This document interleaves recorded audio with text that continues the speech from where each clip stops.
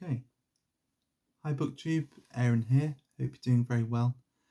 Today, for I suppose Tag Friday, I'm doing the time and place tag. This is a tag that was created by Carl from Please Read Your Book. I imagine this being said in the voice of a very, I don't know, uh, fairly worn out, exasperated parent talking to their child, just going, please read your book.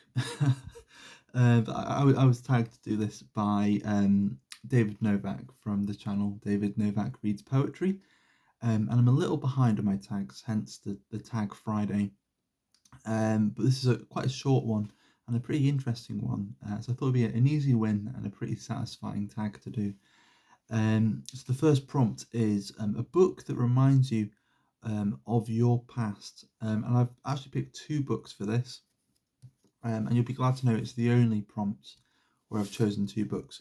And they both represent for me a period where I was probably about 17, and there are these two authors that I'd sort of sampled through school and sort of through books and stories that I had to read. And I thought I'd just try and read something else by them and see what I thought of them.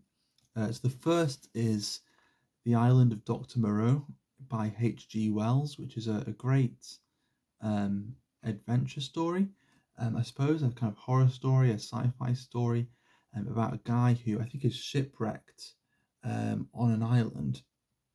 And it turns out there's a guy doing scientific experiments on animals, and it all gets a bit creepy and a bit weird, but it's really fun, pretty short. But yeah, I really liked it. Oh, I just realised there was a picture of H.G. Wells on the inside.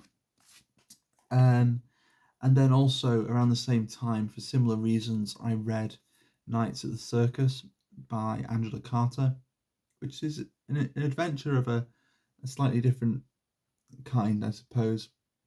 The main character is Sophie Feathers, and she's part human, part swan.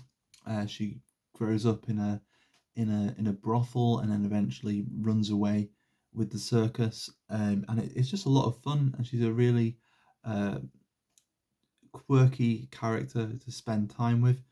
So I really enjoyed this as well, and it's overdue a reread for me.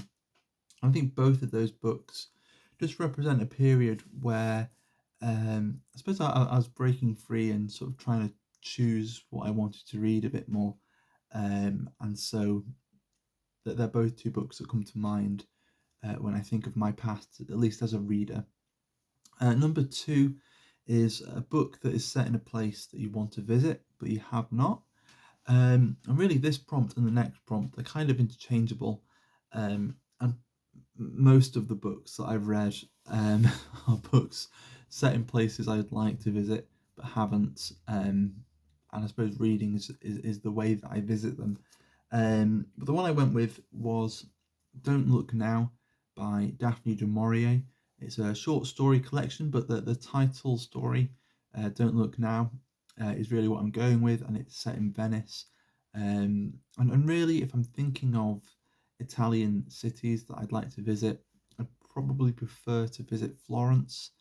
But I mean, I wouldn't mind um, visiting Venice either. And it's a great moody and weird short story. So I'd recommend that story. And then number three is a book that's set in a foreign country that you admire. And I sort of broaden this out. It's set in, it sort of straddles a few places. And so I'm thinking of a particular city, but then also a region as well. And I went with The Traitor's Niche by Ismail Kadare. And part of this is set in Istanbul, which is a city I find really fascinating.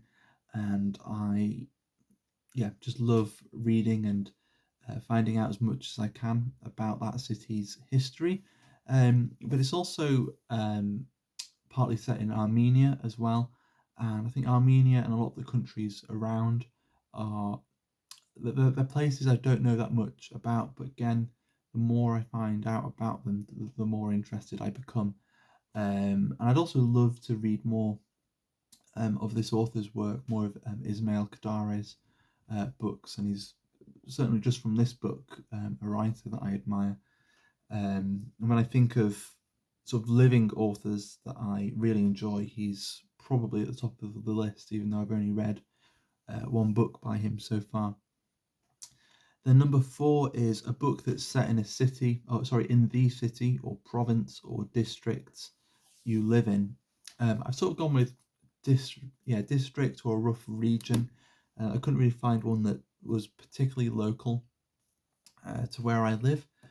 So I went with one that represents sort of South Wales as a whole. I went with Under Milkwood by Dylan Thomas, and this is my favourite thing I think that Dylan Thomas wrote. It's just wonderful and sort of hypnotic, I suppose.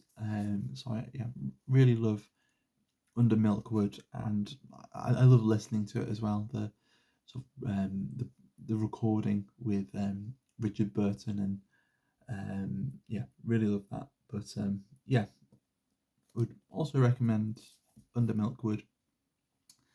And then the last prompt is a book set in the future that you think is or will be realistic. And I've gone with one where I suppose it's written in the past, imagining a future that I think has quite a few parallels to our present, and that's Brave New World by Aldous Huxley.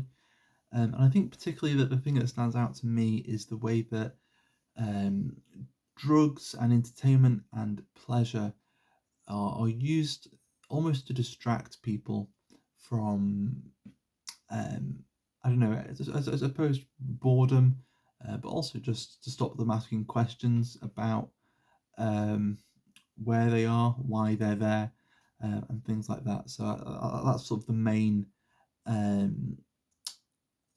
sort of similarity to the present that I could sort of determine from this. There's quite a lot that's different, but that's the one that sort of stood out to me. And that's the end of the tag.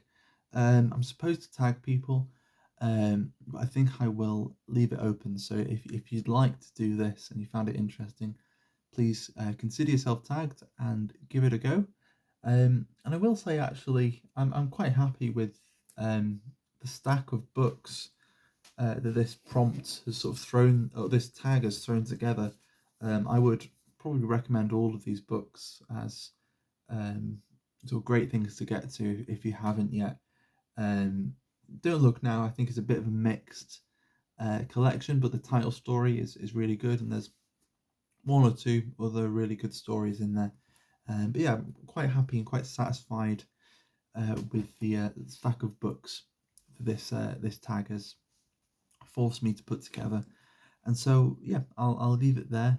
Thank you very much for watching, and I will see you soon. Bye bye.